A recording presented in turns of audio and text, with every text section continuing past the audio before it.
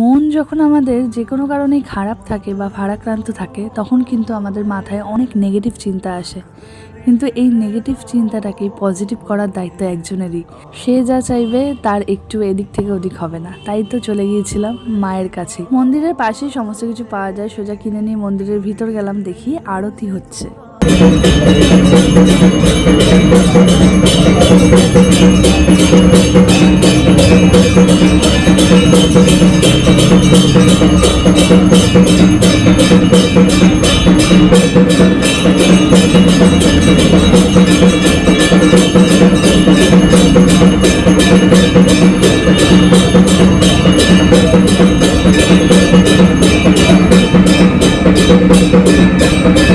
আরতির পর মাকে পুজো দেওয়ার পালা।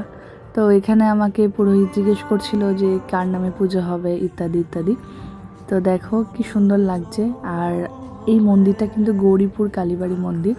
অনেকেই চেনো, হয়তো অনেকেই চেনো না, একদম বিরাটিতেই পড়ে, যশোর রোডের ওপর।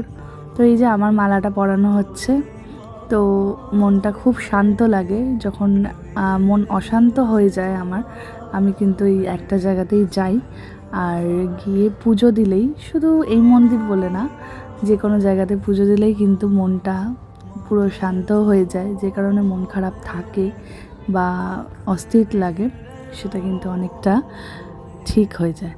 তো তারপরে আবার ভিতরে গেলাম, মায়ের একটা ভিডিও ক্লিপ নিলাম ছোট। তো কিছুক্ষণ বসে থাকলাম, প্রায় 1 ঘন্টার মতো। কেউই ছিল না, আমি একাই ছিলাম।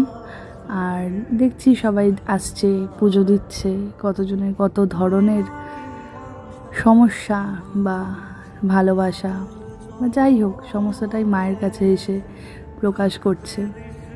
তো এই তো এরকম দেখতে দেখতে তো ভাবলাম না, এবার বাড়ি যাই। তো ওখানে শিব ঠাকুরেরও মূর্তি আছে, মা থাকবে শিব ঠাকুর থাকবে, এটা হতে পারে না।